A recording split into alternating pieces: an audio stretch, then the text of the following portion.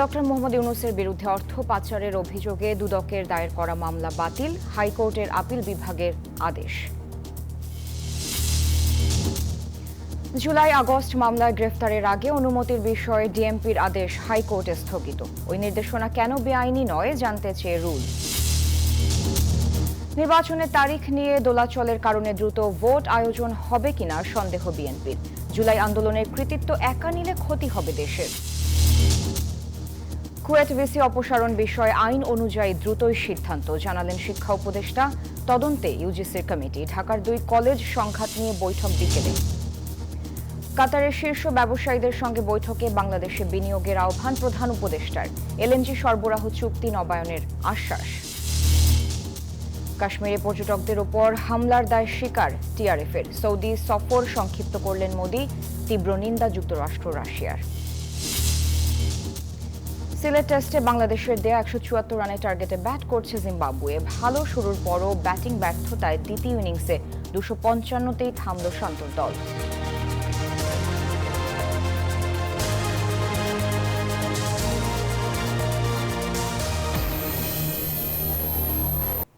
আমন্ত্রণ নিউজ 24 সংবাদে সাথে আছি আমি সারা মেহজাবিন। দেখছিলেন সংবাদ শিরোনাম, এবার বিস্তারিত। ডক্টর মোহাম্মদ ইউনূসের বিরুদ্ধে দুদকের মামলায় অভিযোগ গঠনের আদেশ বাতিল করেছেন হাইকোর্টের আপিল বিভাগ। বুধবার সকালে এই রায় এসেছে। ডক্টর ইউনূস প্রধান উপদেষ্টা হওয়ার পর তড়িঘড়ি করে মামলাটি প্রত্যাহারের পদক্ষেপ নিয়েছিল দুদক। সেই পদক্ষেপ সঠিক ছিল না বলেও পর্যবেক্ষণ দিয়েছেন সর্বোচ্চ আদালত। রায়ের পর আইনজীবীরা জানান, হয়রানি করতেই মামলাটি দায়ের করা হয়।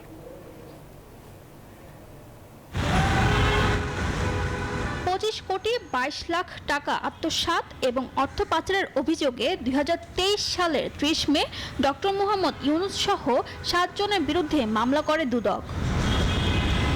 গত বছরের 12 জুন মামলাটিতে 14 জনের নামে অভিযোগ গঠন করেন ঢাকার বিশেষ জজ আদালত 4। পরে অভিযোগ গঠনের বৈধতা নিয়ে মামলার কার্যক্রম বাতিল চেয়ে অধ্যাপক ইউনূস সহ 7 জনের করা আবেদন খারিজ করে হাইকোর্ট। 8 আগস্ট প্রধান উপদেষ্টা হওয়ার পরপরই মামলাটি প্রত্যাহার হলেও আইনগতভাবেই সুরাহা করার সিদ্ধান্ত নেন ডক্টর ইউনূস। হাইকোর্টের রায়ের বিরুদ্ধে আপিলের ওপর শুনানি শেষে বুধবার সেই দুর্নীতির মামলা বাতিল করেছেন আপিল বিভাগ। আনএনিমাসলি কোনো ডিভিশন নাই, সবাই একমত হয়ে আজকে সিদ্ধান্ত দিলেন, রায় ঘোষণা করলেন। আজকে সত্যের বিজয় হলো এবং আইনের মাধ্যমে এই মামলা থেকে ডক্টর মোহাম্মদ ইউনূস সহ বাকি যারা 7 জন আছেন সবাইকে এই মামলা থেকে খালাস দিয়েছেন। রাজনৈতিকভাবে হয়রানি করতেই এই মামলা করা হয়েছিল জানিয়েছে দুদক। প্রফেসর ইউনূস সাহেবের যে আপিল ছিল অনারেবল অ্যাপিলেট ডিভিশনে হাইকোর্টের জাজমেন্টের এগেইনস্টে, সেই আপিলটা অ্যালাউ করেছে এবং হাইকোর্ট যে এইটা কোয়ার্টমেন্টের যে ওনাদের যে পিটিশন ছিল হাইকোর্ট ডিভিশনে, সেটা যে সামারি রিজেক্ট করেছিল সেটা আজকে সেটিসফাইড করে দিয়েছে, অর্থাৎ বাতিল করে দিয়েছে। ডক্টর মোহাম্মদ ইউনূসের বিরুদ্ধে আর একটি মামলা আপিল বিভাগে বিচারাধীন, সেটিও আইনগতভাবে মোকাবেলা করা হবে জানিয়েছেন তার আইনজীবী। ফারজানা রিয়া, নিউজ 24, ঢাকা। জুলাই আগস্টের হত্যা মামলায় আসামিদের গ্রেফতারে ঊর্ধ্বতন কর্তৃপক্ষের অনুমতি লাগবে না। বুধবার 2 বিচারপতির হাইকোর্ট বেঞ্চ ডিএমপির সার্কুলার স্থগিত করে এই আদেশ দিয়েছেন। গত 10 এপ্রিল ওই অফিস আদেশ জারি করে ডিএমপি। ওই আদেশে বলা হয়, বৈষম্য বিরোধী আন্দোলন সংক্রান্ত দায়ের হওয়ায় মামলায় অধিকাংশ ক্ষেত্রে এজাহারভুক্ত আসামির সংখ্যা অধিক। এসব মামলায় এজাহারভুক্ত কিংবা তদন্তে প্রাপ্ত আসামি গ্রেফতারের জন্য উপযুক্ত প্রমাণ সহ অবশ্যই ঊর্ধ্বতন কর্তৃপক্ষের অনুমতি নিয়ে গ্রেফতার করতে হবে। পরে এর বৈধতা চ্যালেঞ্জ করে সুপ্রিম কোর্টের আইনজীবী মোহাম্মদ জসিমউদ্দিন একটি রিট দায়ের করেন। 9/4/2025 তারিখের যে আদেশের মাধ্যমে পুলিশকে কোনো ফৌজদারি মামলার আসামি, বৈষম্য বিরোধী আন্দোলনের সময় দায়েরকৃত মামলার আসামি, এজাহার নামীয় এবং তদন্তপ্রাপ্ত আসামিদেরকে গ্রেপ্তার না করার যে নির্দেশ দিয়েছিল প্রকারান্তরে, সেটির কার্যকারিতা স্থগিত করেছে। এই আদেশের ফলে পুলিশ অত্যন্ত স্বাধীনভাবে তারা এখন তাদের দায়িত্ব পালন করতে পারবে। নির্বাচনের বিকল্প শুধু নির্বাচনই হবে, মন্তব্য করেছেন বিএনপির স্থায়ী কমিটির সদস্য মির্জা আব্বাস। বুধবার জাতীয় প্রেস ক্লাবে গণতন্ত্র ফোরাম আয়োজিত এক আলোচনা সভায় তিনি কথা বলেন। সঠিক সময় নির্বাচন হওয়া নিয়ে শঙ্কা প্রকাশ করেন বিএনপির এই নেতা। বলেন, ডিসেম্বর থেকে জুনের মধ্যে ভোটের যে সম্ভাব্য সময় নিয়ে বিতর্ক তৈরি হয়েছে, এতে সন্দেহ হচ্ছে হয়তো শিগগিরই নির্বাচন দিতে চায় না অন্তর্বর্তী সরকার। জাতীয় স্বার্থে ঐক্যবদ্ধ থাকার আহ্বানও জানান মির্জা আব্বাস।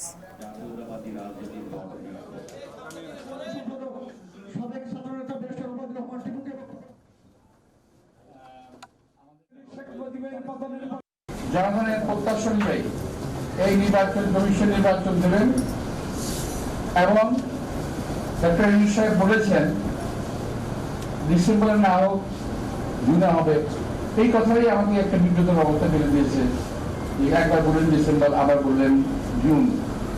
এই যে আপনাকে একটা বিব্রত অবস্থা দিয়েছে তা আপনি নন।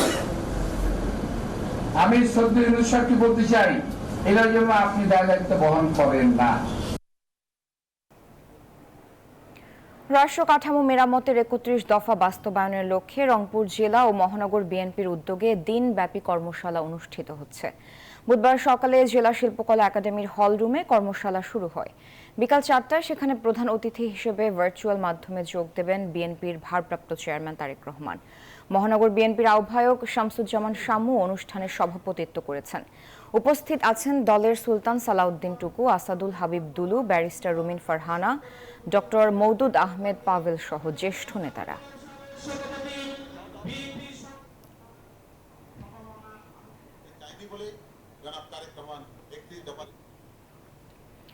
শিক্ষা উপদেষ্টা ডক্টর সিআর আবরার বলেছেন, কুয়েটে আন্দোলনরত শিক্ষার্থীদের ভিসি অপসারণের দাবিটি বিশ্ববিদ্যালয়ের আইনগত বিষয় বিবেচনা করে দ্রুত একটি সিদ্ধান্ত নেওয়া হবে।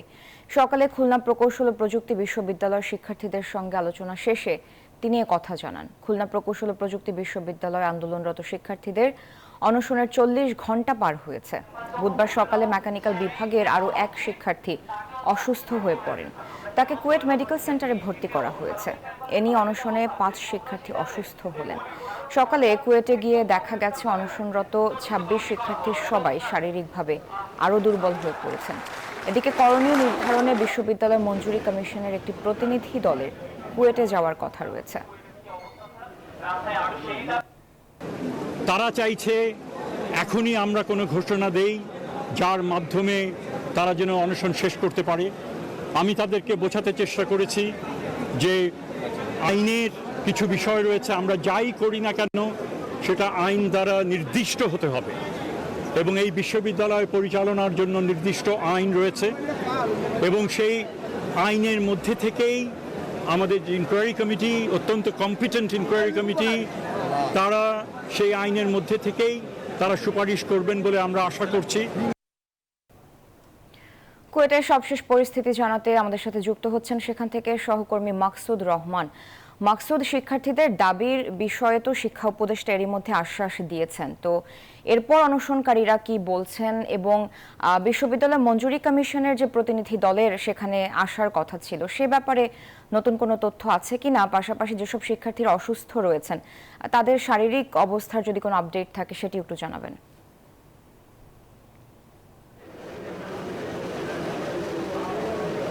জি ধন্যবাদ সারা। আমরা এই মুহূর্তে অবস্থান করছি খুলনা প্রকৌশল ও প্রযুক্তি বিশ্ববিদ্যালয় স্টুডেন্ট ওয়েলফেয়ার সেন্টারের নিচতলায়, যেখানে কিনা শিক্ষার্থীরা গত সোমবার বিকেল থেকে অনশনে অবস্থান করেছেন। এই আমরণ অনশন কর্মসূচিতে ৩২ জন শিক্ষার্থী শুরুতে অবস্থান নিল। এরই মধ্যে কিন্তু ১০ জন শিক্ষার্থী অসুস্থ হয়ে পড়েছেন।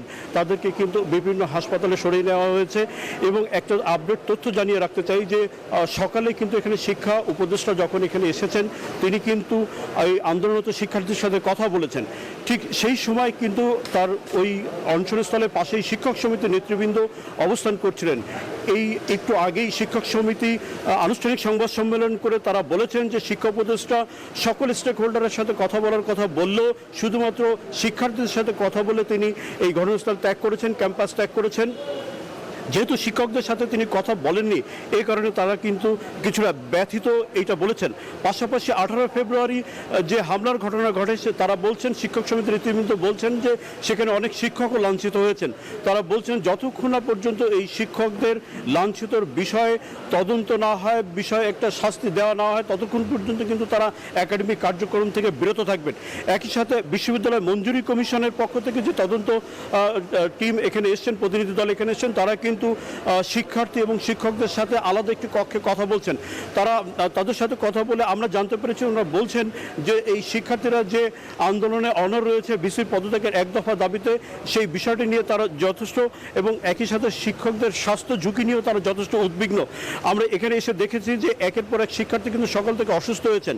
সকাল থেকে এই পর্যন্ত আজকের দিনেই 4 জন শিক্ষার্থী অসুস্থ হয়েছেন, তাদেরকে বিভিন্ন হাসপাতাল এবং মেডিকেল সেন্টারে সরিয়ে নেওয়া হয়েছে। আমরা এখানে দেখছি যে এখানে অ্যাম্বুলেন্স সহ বিভিন্ন মেডিকেল প্রতিনিধিরা এখানে উপস্থিত আছেন। আমরা এইখানে দেখতে পাচ্ছি যে শিক্ষক সমিতির সংবাদ সম্মেলন করে তাদের অবস্থান ব্যাখ্যা করেছেন যে তাদের যে লাঞ্ছিতের ঘটনা। ধন্যবাদ মাকসুদ। দর্শক, কুয়েট থেকে যুক্ত ছিলেন সহকর্মী মাকসুদ রহমান। ঢাকা কলেজের সঙ্গে পাল্টাপাল্টি ধাওয়ার ঘটনায় আজও কাল বন্ধ থাকছে সিটি কলেজ। সমস্যা সমাধানে আজ আলোচনা হওয়ারও কথা রয়েছে। বিকেল 4টায় আলোচনা হবে বলে জানা গেছে। গতকাল রাজধানীর সায়েন্স ল্যাব মোড়ে 2 কলেজের শিক্ষার্থীদের মধ্যে পাল্টাপাল্টি ধাওয়া ও ইট পাটকেল নিক্ষেপের ঘটনা ঘটে। রণক্ষেত্রে পরিণত হয় গোটা এলাকা। লাঠিপেটা ও কাঁদানে গ্যাস ছুড়ে শিক্ষার্থীদের রাস্তা থেকে দফায় দফায় সরিয়ে দেয় পুলিশ। দাঙ্গা হাঙ্গামা চলে প্রায় 5 ঘন্টা ধরে। যান চলাচল বন্ধ থাকায় ভোগান্তিতে পড়েন সাধারণ মানুষ। পুলিশ বলছে পূর্বশত্রুতার জেরে এমন ঘটনা। গত 15 এপ্রিলও সংঘর্ষে জড়ায় এ 2 কলেজের শিক্ষার্থীরা।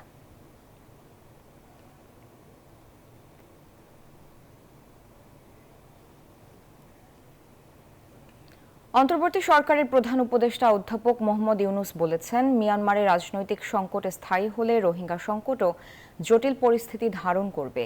তখন বাংলাদেশের একার পক্ষে তা সামাল দেওয়া সম্ভব হবে না। কাতারের রাজধানী দোহায় রোহিঙ্গা সংকট সমাধানে এক উচ্চ পর্যায়ের গোলটেবিল আলোচনায় কথা বলেন তিনি।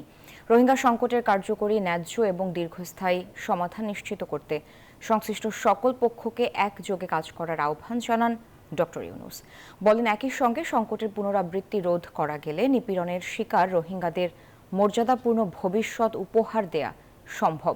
প্রধান উপদেষ্টা আরও বলেন, যুক্তরাষ্ট্র বিদেশি সহায়তা কমিয়ে দেয়ায় বাংলাদেশে অবস্থানরত রোহিঙ্গাদের সংকট আরও জটিল করে তুলবে। একই সঙ্গে আশঙ্কা জানান, বিশ্ব খাদ্য কর্মসূচি যদি অর্থ সংকটে পড়ে তাহলেও এই সংকট আরও বাড়বে।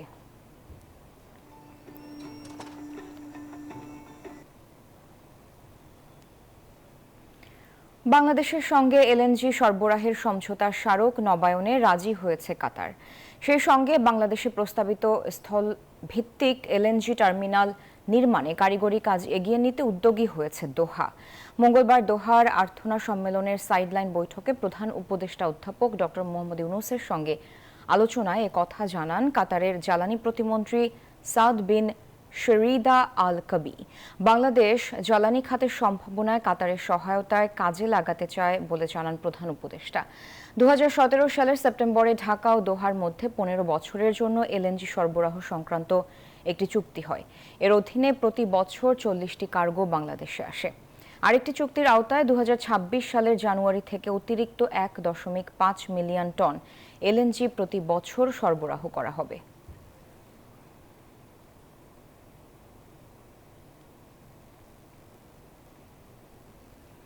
শব্দদূষণ নিয়ন্ত্রণ আইনের খসড়া পর্যালোচনা চলছে। শব্দদূষণ নিয়ন্ত্রণের সমন্বিত অংশীদারিত্বমূলক প্রকল্পের 3য় সংশোধনীর মেয়াদ বাড়ছে চলতি বছরের ডিসেম্বর পর্যন্ত।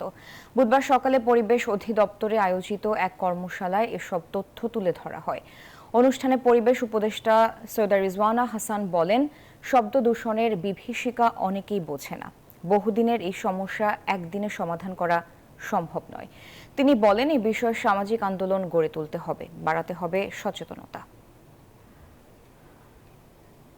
স্পেসিফিক্যালি একটা সেকশনে বলে দেওয়া আছে যে এই আইনের এই ধারাটা পরিবর্তন প্রয়োগের দায়িত্ব পাবে হচ্ছে পুলিশের অমুক টাইম। তো আমিও আমার শব্দ দূষণ বিধিমালাতে ওই বিধানটা সংযোজন করেছি। যে খসড়াটা আমাকে দেয়া হয়েছিল সেই খসড়ার মধ্যে এটা ছিল না, কিন্তু আমি সংযোজন করেছি। মাগুরায় আলোচিত শিশু আসিয়া ধর্ষণ ও হত্যা মামলায় 4 আসামির বিরুদ্ধে চার্জ গঠন করেছেন আদালত। আগামী 27 এপ্রিল সাক্ষ্য গ্রহণের দিন ধার্য করেছেন আদালত। বুধবার সকালে জেলা নারী ও শিশু নির্যাতন দমন ট্রাইব্যুনাল আদালতের বিচারক জেলা ও দায়রা জজ এম জাহিদ হাসান এ চার্জ গঠন করেন। এদিন আদালতে সব আসামি উপস্থিত ছিলেন। এ সময় রাষ্ট্রপক্ষের আইনজীবী হিসেবে উপস্থিত ছিলেন স্বরাষ্ট্র মন্ত্রণালয় থেকে নিয়োগকৃত অ্যাটর্নি পদমর্যাদায় এহসানুল হক সমাজি। এর আগে গত 13 এপ্রিল মামলার তদন্তকারী কর্মকর্তা জেলা chief judicial magistrate Mohammad Abdul মতিনের আদালতে মামলার চার্জশিট জমা দেন। বিজ্ঞ আদালত বলেছেন যে চার্জশিট ভুক্ত 1 থেকে 3 নম্বর আসামিদের বিরুদ্ধে প্রসেস যাবে। 1 থেকে 3 নম্বর যারা সাক্ষী তাদের বিরুদ্ধে প্রসেস যাবে এবং তারা বিজ্ঞ আদালতে এসে সাক্ষ্য দিবেন। সংবাদে সময় হলো একটি বিরতির, ফিরছি আরো খবর নিয়ে, সাথে থাকুন। আমন্ত্রণ আরেকবার নিউজ 24 সংবাদে। রাজধানীর মোহাম্মদপুরের কাটাসুর খালের অবৈধ স্থাপনা উচ্ছেদ অভিযান পরিচালনার কার্যক্রম পরিদর্শন করেছেন ঢাকা উত্তর সিটি কর্পোরেশনের প্রশাসক মোহাম্মদ এজাজ। বুধবার সকালে খালের উপর নির্মিত অবৈধ স্থাপনা উচ্ছেদ কার্যক্রম পরিদর্শন করেন তিনি। বলেন, রাজনৈতিক দলের নামে অফিস, মসজিদের নামে দখল, বাড়ির নামে দখল যারা করছেন তাদেরকে একটি বার্তা দিতে চাই যে আপনার যে দলই করুন না কেন, অবৈধ উচ্ছেদ পরিচালনা করা হবে। যারা এখনো সরকারি খালবিল দখল করে নাকে তেল দিয়ে নিশ্চিন্তে ঘুমাচ্ছেন, তারা ঘুম থেকে জেগে দখল করা জায়গাটা ছেড়ে দিতে হবে, না হলে বিপদ হবে। বাংলাদেশে এরকম অরাজক পরিস্থিতি সহ্য করা হবে না। যারা অবৈধভাবে বাড়িঘর করে সরকারের জমি এবং খাস জমি, সরকারের জমি খাল বিলের মধ্যে স্থাপনা করে ভোগ দখল করছেন, তারা ঘুম থেকে জাগেন এবং নিজ দায়িত্বে এগুলো ভেঙে সরে যান। নাহলে আমরা আসবো, আমরা কোনো নোটিশ ফোটিশ দিব না, আমরা কিন্তু একদম সরাসরি উচ্ছেদ করব। এটা চলমান প্রক্রিয়া। ঢাকা শহরের বিভিন্ন জায়গায় আমরা মাঠ উচ্ছেদ করছি, হকার উচ্ছেদ করছি, অবৈধ স্থাপনা আমরা উচ্ছেদ করছি। বাড়ি 3 তলা হোক 10 তলা হোক, আমরা সব ভেঙে দেবো একটা একটা করে। দর্শক, জানবো এই বিষয়ে আরো বিস্তারিত আছেন সেখানে জানাতে সহকর্মী আরিফুল ইসলাম যুক্ত হচ্ছে তার সাথে। আরিফ, জানাবেন সেখানকার নতুন কি আপডেট আছে আপনার কাছে, আর বিস্তারিত জানাবেন।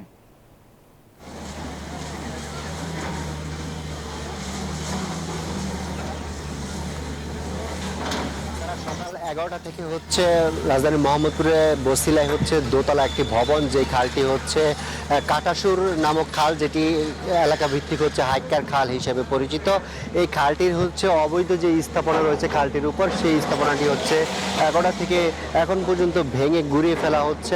আপনারা দেখতে পাচ্ছেন যে খালটি কিভাবে ভাঙা, বাড়িটি কিভাবে ভাঙা হচ্ছে। সেই সাথে হচ্ছে এখানে যে দোতলা যে ভবনটি রয়েছে, এই ভবনটি ভেঙে ফেলা হলে এবং যে এক্সকাভেটরটি দেখা যাচ্ছে, এই এক্সকাভেটরের নিচ থেকে হচ্ছে যে মাটিগুলো রয়েছে এগুলো যখন উঠানো হবে তখন হচ্ছে এই খালের জায়গাটি পুরোপুরো হচ্ছে খালের যে গতি, খালের যে প্রবহমান যে গতি, সেই গতিটি হচ্ছে স্বাভাবিক হবে। সেই সাথে সামনে হচ্ছে আরও একটি খাল, সেই খালের সাথে হচ্ছে তুরাগ নদীর সাথে হচ্ছে সংযোগ স্থাপন করেছে। তো সেই সাথে আর যে কাটাসুর যে খালটি বা হাইকার খাল যেটি পরিচিত, সে হাইকার খাল আবার বুড়িগঙ্গা নদী থেকে এসেছে।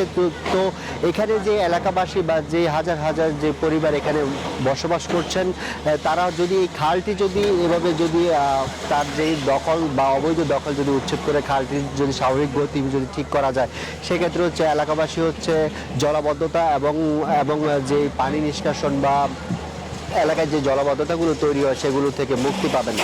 আর এই লক্ষ্যে ঢাকা উত্তর সিটি কর্পোরেশনের উদ্যোগে সকাল 11টা থেকে এখন পর্যন্ত উচ্ছেদ অভিযান চলছে। আর এখানে এই উচ্ছেদ অভিযানকে কেন্দ্র করে হচ্ছে সেনা সদস্য, পুলিশ সদস্য, তারপর বিভিন্ন সংস্থার সাদা পোশাকে বিভিন্ন সংস্থার লোকজন এসেছেন। আর সেই সাথে 2জন ম্যাজিস্ট্রেট এসেছেন। সেই সাথে ঢাকা উত্তর সিটি কর্পোরেশনের যে প্রশাসক রয়েছেন মোহাম্মদ এজাজ, তিনিও এসেছেন। তো সব কিছু মিলে হচ্ছে এই ভবনটি ছাড়াও এখানে আরও 2টি ভবন রয়েছে, সেই ভবনগুলো উচ্ছেদ করা হবে। আর এই ভবনগুলো উচ্ছেদ করে এখানে যে খাল খননের যে কাজটি রয়েছে সেটিও করতে হবে। সেই বিষয়গুলো প্রক্রিয়াধীন হলে বা এই কাজগুলো সম্পন্ন হলে তখন এখানকার যে খালটির যে গতিধারা, সেই গতিধারা হচ্ছে স্বাভাবিক প্রক্রিয়ায় চলে আসবে। সেই সাথে ঢাকা উত্তর সিটি কর্পোরেশনের যে প্রশাসক তিনি বলছেন যে ঢাকা উত্তর সিটি কর্পোরেশন এলাকায় নগরবাসীর জীবনযাপন জীবনযাপন স্বাভাবিক রাখার লক্ষ্যে যা যা করণীয় প্রয়োজন বা এই ধরনের যে অবৈধ স্থাপনাগুলো রয়েছে সেগুলো উচ্ছেদের জন্য যা যা করা প্রয়োজন সবকিছুই তিনি করবেন বলে অঙ্গীকার ব্যক্ত করেছেন। এই ছিল মোহাম্মদপুর থেকে আমার কাছে সবশেষ। সারা, ধন্যবাদ আরিফ। দর্শকযুক্ত ছিলেন সহকর্মী আরিফুল ইসলাম। বৈষম্য বিরোধী আন্দোলনে বিভিন্ন থানার হত্যা ও হত্যাচেষ্টা মামলায় সাবেক মন্ত্রী শাহজাহান খান, জুনায়েদ আহমেদ পলক, ঢাকা উত্তর সিটি কর্পোরেশনের সাবেক মেয়র আতিকুল ইসলাম সহ 6 জনের বিভিন্ন মেয়াদে রিমান্ড মঞ্জুর করেছেন আদালত। রিমান্ডে যাওয়া অন্য আসামিরা হলেন ঢাকা বিশ্ববিদ্যালয় ছাত্রলীগের সাধারণ সম্পাদক তানভীর হাসান সৈকত, ডায়মন্ড ওয়ার্ল্ডের ব্যবস্থাপনা পরিচালক দিলীপ কুমার আগরওয়ালা ও যাত্রাবাড়ী থানার সাবেক ওসি আবুল হাসান। সকালে ঢাকার মেট্রোপলিটন ম্যাজিস্ট্রেট মোহাম্মদ মাহবুবুর রহমান শুনানি শেষে এসব আসামিদের বিভিন্ন মেয়াদে রিমান্ডের আদেশ দেন। এদিন ভাটারা থানার হত্যা মামলায় আতিকুল ইসলাম, বাড্ডা থানার আরেক হত্যা মামলায় জুনায়েদ আহমেদ পলক ও কোতোয়ালি থানার মামলায় দিলীপ কুমার আগরওয়ালার 2 দিনের রিমান্ড মঞ্জুর করেন আদালত। যাত্রাবাড়ী থানার আরেক হত্যা মামলায় সংশ্লিষ্ট থানার সাবেক ওসি আবুল হাসানের 3 দিনের রিমান্ড মঞ্জুর করেছেন বিচারক।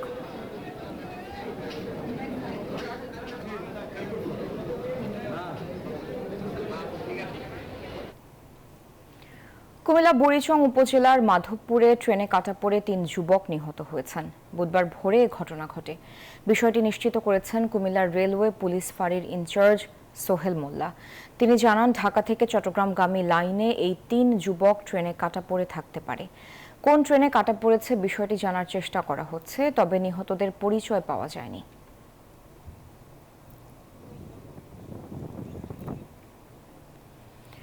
বগুড়ায় বন্ধুর সঙ্গে ঘুরতে গিয়ে এক স্কুল ছাত্রী ধর্ষণের শিকার হয়েছে বলে অভিযোগ উঠেছে। মঙ্গলবার বিকালে শহরের একটি আবাসিক হোটেলে ঘটনা ঘটে। ভুক্তভোগী স্বজনরা জানান, 10ম শ্রেণীতে পড়ুয়া ওই কিশোরীর সঙ্গে একই শ্রেণীর শিক্ষার্থী বগুড়া সদরের নামুজা গ্রামের এক কিশোরের মুঠোফোনে বন্ধুত্ব হয়। মঙ্গলবার সকালে স্কুলে যাওয়ার কথা বলে ওই কিশোরী তার ছেলে বন্ধুর সঙ্গে ঘুরতে যায়। পরে তাকে প্রলোভন দেখিয়ে শহরের একটি আবাসিক হোটেলে নিয়ে গিয়ে ধর্ষণ করে ওই ছেলে বন্ধু। ভুক্তভোগী কিশোরী শহীদ জিয়াউর রহমান মেডিকেল কলেজ হাসপাতালে চিকিৎসাধীন রয়েছেন।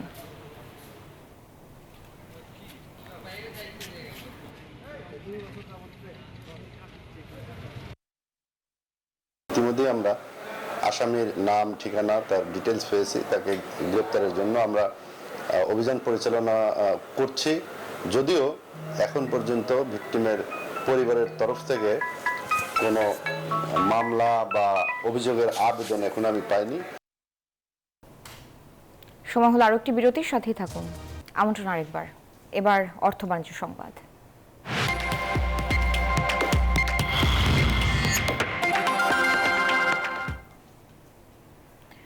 বাংলাদেশকে $100 মিলিয়ন বাজেট সহায়তা দেবে opaque fund for international development OFID। যুক্তরাষ্ট্রের ওয়াশিংটন ডিসিতে বিষয়ে একটি চুক্তি হয়েছে। এতে বাংলাদেশের পক্ষে সই করেছেন অর্থ মন্ত্রণালয়ের অর্থনৈতিক সম্পর্ক বিভাগের সচিব মোহাম্মদ শাহরিয়ার কাদের সিদ্দিকী। OFIDর পক্ষে সই করেন প্রেসিডেন্ট আব্দুল হামিদ আল খলিফা। বুধবার এক বিজ্ঞপ্তিতে এসব তথ্য জানিয়েছে ERD।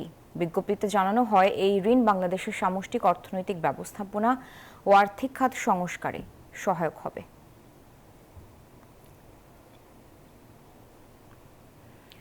ভারতের ট্রান্সশিপমেন্ট সুবিধা বন্ধের পর বিশ্ববাজারে বাংলাদেশি পণ্য রপ্তানির বিকল্প পথ হিসেবে সিলেট বিমানবন্দর থেকে কার্গো ফ্লাইট চালু করেছে সিভিল এভিয়েশন। প্রথম ফ্লাইটে 60 টন গার্মেন্টস পণ্য যাবে স্পেনে। এই উদ্যোগে রপ্তানিতে নতুন সম্ভাবনা দেখছেন সংশ্লিষ্টরা। ইউরোপীয় ইউনিয়ন ও যুক্তরাজ্যে পণ্য রপ্তানির জন্য আগামী 27 এপ্রিল থেকে সিলেটের উসমানী আন্তর্জাতিক বিমানবন্দর থেকে কার্গো ফ্লাইট শুরু হতে যাচ্ছে। মাল্টা ভিত্তিক গ্যালিস্টার ইউনিফিট এভিয়েশনের মাধ্যমে সিলেট থেকে স্পেনের জারাগোজা শহরে রপ্তানির মধ্য দিয়ে চালু হচ্ছে এই কার্গো ফ্লাইট। ফ্লাইটটিতে 60 টন গার্মেন্টস পণ্য পরিবহন করা হবে। ব্যবসায়ী নেতারা বলছেন, ভারতের ট্রান্সশিপমেন্ট সুবিধা বন্ধ হয় সিলেট বিমানবন্দরটি বিকল্প হিসেবে গুরুত্বপূর্ণ ভূমিকা রাখতে পারে। এতে বিশ্বের বিভিন্ন দেশে সরাসরি রপ্তানির পাশাপাশি আমদানির দুয়ারও খুলবে। আমরা আশাবাদী ভবিষ্যতে যুক্তরাজ্য, যুক্তরাষ্ট্র, মধ্যপ্রাচ্য, আমেরিকা সহ বিশ্বের বিভিন্ন দেশে সিলেট থেকে এই কার্গো ফ্লাইট চালু হবে এবং অব্যাহত থাকবে। সিলেটবাসীর একটা আগামী দিনের একটা ব্যবসা বান্ধব পরিবেশ সৃষ্টি হবে। কন্টিনিউ করলে সারা বছর এটা আমরা কেটে উঠতে পারবো। এখান থেকে আমাদের সিলেটের মাছ, সবজি, চা পাতা সবই এখন আমাদের দারুণ উন্নয়ন হলো। এটা আমাদের মানে সিলেটের শাহজালাল পূর্ণভূমি, শ্রী চৈতন্য মহাপ্রভু পূর্ণভূমি, আমরা সিলেটের এটা বড় আশীর্বাদ। তবে সিলেট অঞ্চলের কৃষিজ পণ্য, হিমায়িত খাদ্যপণ্য আন্তর্জাতিক বাজারে পৌঁছাতে না পারলে এর সুফল আসবে না।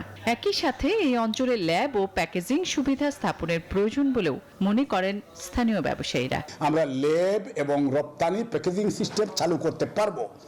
আপনার ক্রাইটেরিয়া মতো আপনারা যেভাবে চান সেইভাবে করে দিব। আমাদেরকে যদি 10, 15, 20 বছরের জন্য এই ব্যবস্থাটা এখানে লিজ দিয়ে দেন, তা আমরা রেডি করে দিয়ে দিব। প্রাথমিকভাবে সিলেট থেকে একটি ফ্লাইটের শিডিউল করা হয়েছে। বাংলাদেশ বিমান এই সেবা চালুতে সব ধরনের প্রস্তুতি সম্পন্ন করেছে। সিলেট থেকে আমরা সেই প্রটোকল মানার এবং প্রটোকল মেনে চলার যে আমাদের ক্যাপাসিটি, সেই ক্যাপাসিটি আমাদের আছে। That's why we got validation. এই ফ্লাইটটি ইউরোপমুখী হওয়ায় ইউরোপীয় ইউনিয়নের নিরাপত্তা ও সুরক্ষা নিয়মাবলী পুরোপুরি মেনে চলা হচ্ছে। Desk report, news 24। স্থবির হয়ে পড়েছে বেসরকারি বিনিয়োগ, যার প্রভাব পড়েছে বেসরকারি ঋণ প্রবাহে। হুমকিতে পড়েছে কর্মসংস্থান। অস্থির রাজনৈতিক ও আইন শৃঙ্খলা পরিস্থিতিতে নতুন বিনিয়োগে আস্থা সংকটে ব্যবসায়ীরা। বিনিয়োগ বাড়াতে ব্যবসা বান্ধব পরিবেশ নিশ্চিতের পাশাপাশি জ্বালানি সংকট সমাধানের পরামর্শ দিয়েছেন অর্থনীতিবিদরা। সেই সাথে ওয়ান স্টপ সেবা দ্রুত কার্যকরের তাগিদ তাদের। বিস্তারিত মিনা ফেরদৌসের প্রতিবেদনে। জুলাই আন্দোলনের জেরে এখনো অস্থির রাজনৈতিক অঙ্গন, স্বস্তি ফেরেনি আইন শৃঙ্খলা পরিস্থিতিতেও। কি হবে ভবিষ্যৎ, কোন দিকে যাচ্ছে দেশের অর্থনীতি, এমন ভাবনায় অনিশ্চয়তায় বেসরকারি খাতের উদ্যোক্তারা। আস্থাহীনতায় তাই নতুন বিনিয়োগে সাহস করছেন না তারা। বিদ্যুৎ ও জ্বালানি সরবরাহের অনিশ্চয়তা ও ব্যাংকের ঋণের সুদহার বৃদ্ধির কারণে বাধাগ্রস্ত হচ্ছে বিনিয়োগ। এমন কঠিন পরিস্থিতিতে শিল্পে আবারও বাড়ানো হয়েছে গ্যাসের দাম, যা নতুন বিনিয়োগে বড় বাধা বলছেন অর্থনীতিবিদরা। ইনভেস্টরে কি চায়? একটা স্টেবিলিটি, একটা প্রেডিক্টেবিলিটি। হ্যাঁ, ওই সব ইনভেস্টমেন্ট আসে। গত বছরের শুরুর দিকে আপনার গ্যাসের দাম অলমোস্ট ডাবল করা হয়েছিল। ওই একটা শক তখন থেকে শুরু হয়েছে।